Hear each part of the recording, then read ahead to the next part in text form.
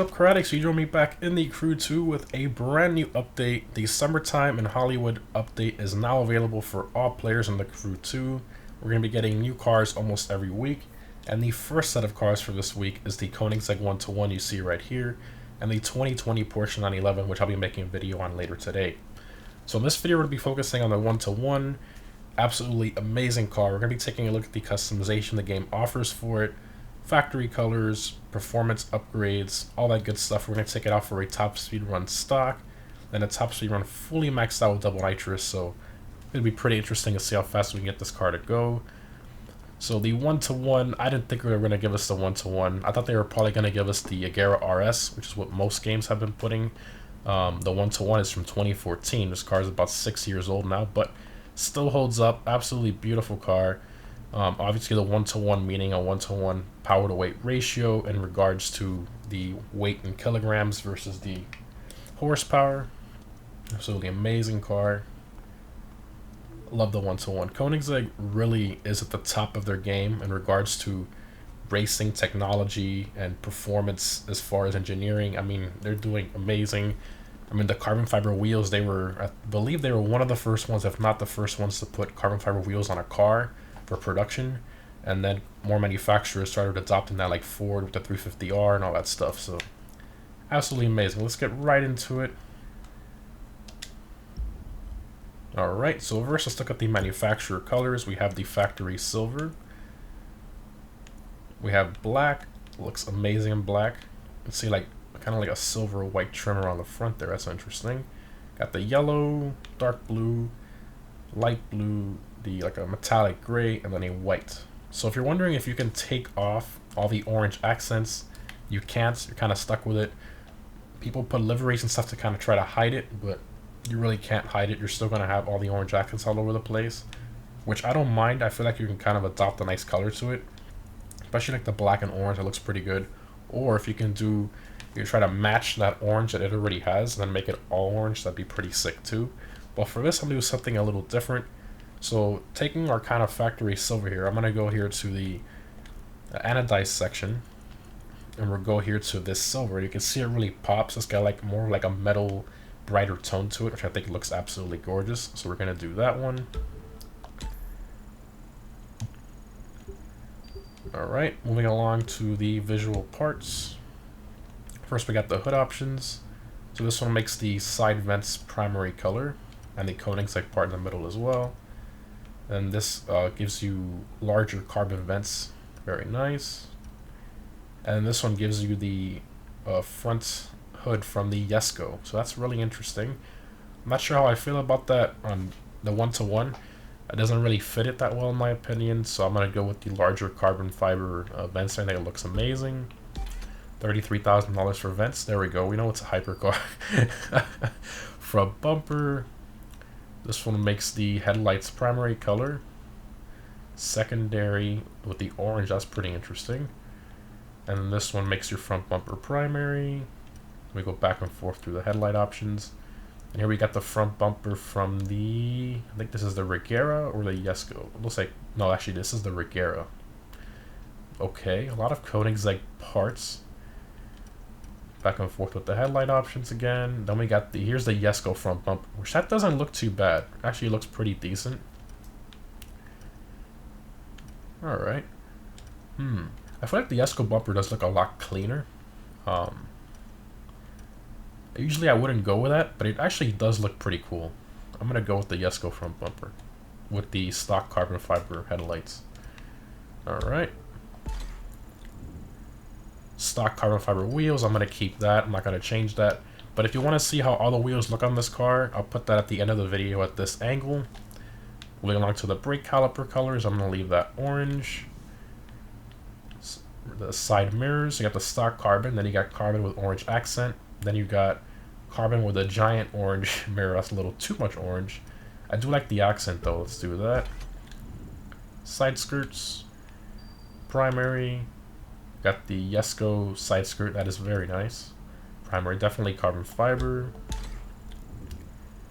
Rear fenders. You got primary color. Then you, okay. Looks kind of like an old Lamborghini style vent, like a Countach or Diablo or something. Doesn't really fit the look of this car too much in my opinion. I'll keep the carbon. Rear wing, got the stock wing, primary color version of that. And, oh wow, got this wing. That's nice. Got the Yesco wing. This one looks pretty cool. I like this one. The Yesco one's a little too much for this car. This one does look sick, and it's got like a fin in the middle. It looks pretty cool. Let's do that. $33,000 for a spoiler. Okay. Rear bumper. We got the tinted tail lights. Primary color diffuser. Tinted tail lights with that.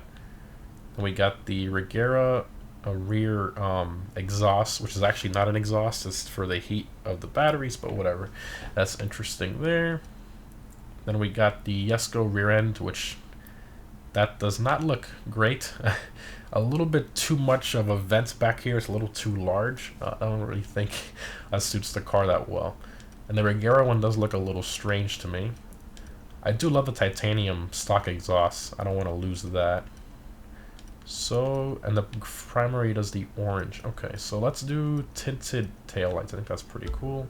$16,000 to tint your taillights. Okay. The interior, oh man. Wow, look at that detail. See, a lot of people complain Ivory Tower's graphics aren't great.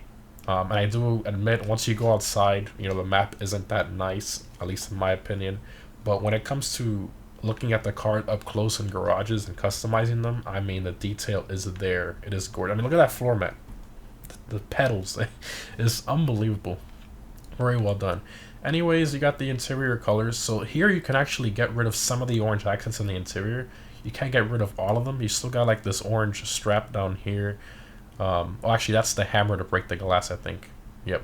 You got the orange on the steering wheel and the little racing stripe on top, and obviously the orange on the one-to-one on the dash. So you can get rid of most of it, but not all of it. Got brown, silver, that. And a little trick, if you want to still keep the interior dark but want to get rid of some of the orange accents, you can pick this one or this one, for example, and then you just go here all the way like that, and there you go. You just have gray, or the other one was like the white for the outside of the seats. But personally, I love all the orange accents. I want to keep that flowing, so I'm going to keep the stock one there. Alright, so there we go. Absolutely beautiful Koenigsegg. As far as the vanity options, now I did find this interesting. On this car, you cannot put the vanity optional custom tires. You can do the nitrous, you can do the crazy underglows if you want, or you can do all the crazy horns, but you can't do the tires, which I find interesting. As far as performance, go here.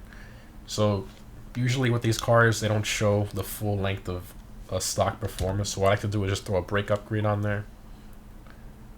That's the performance there.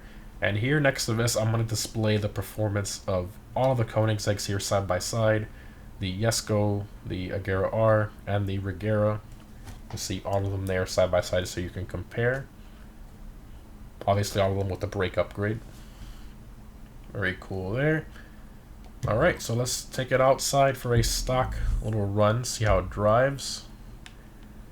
We got the regular Agera R, I love that car too, but this is a step above that, definitely.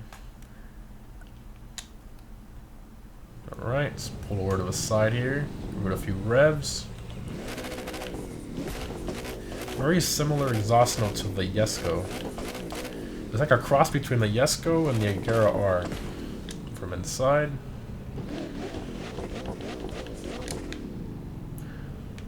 I really like this car. Oh man, alright. Let's go for it.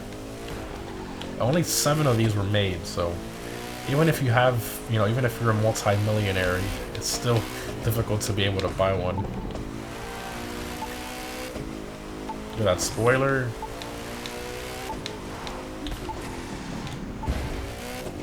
Sounds so good, it really does. Usually I use the Jesko for money grinding hypercar races, but I think I might start using this. This feels really nice. Alright. Let's go for it. We're going to use a nitrous at the very end to help us get up to that top speed. Obviously 100% stock, like I said before. Here we go.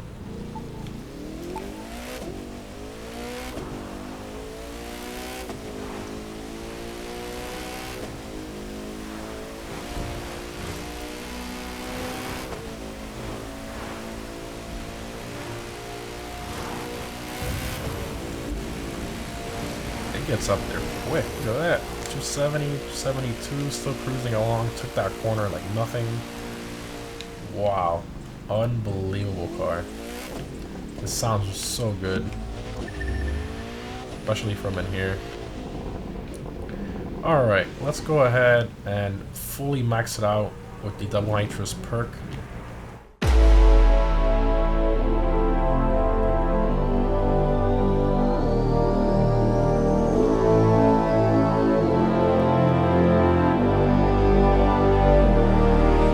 There we are, fully maxed out, perf level 320 out of 320, top speed 279.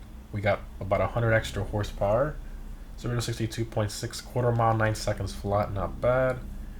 Lateral G 1.4, and here are the maxed out performance stats of the other Koenigseggs as well, side by side. Very interesting there to see the differences. Obviously, stats aren't everything. It's, you know, a lot of testing you have to do yourself, but at least you get a kind of general feel and idea. Alright, here we go. Let's give it a shot. Double nitrous perk. Fully maxed out. Let's see how it does.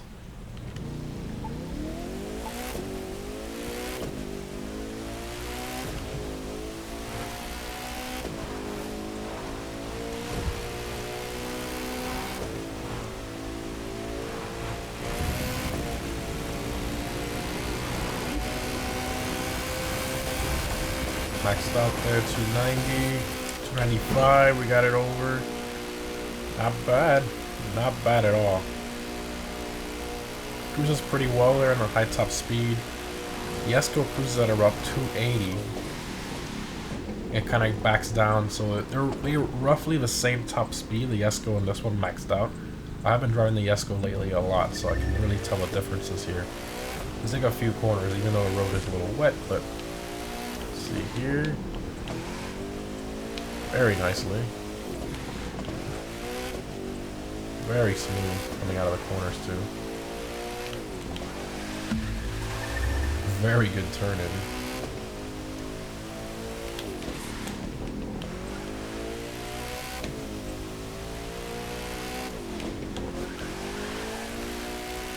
I like the way it turns in. It turns in really nicely, especially without touching any of the pro settings yet. For a stock, you know, complete stock car with max upgrades, in regards to the pro settings, this is not bad. Very good car. I'm really loving it. I mean, it's absolutely crazy with the nitrous here. I mean, that acceleration with the double nitrous is it's just nuts. This thing is an absolute animal. Absolutely crazy. Now, the question probably for most people is, do I buy the Jesko or the 1-to-1? That's a very tough choice.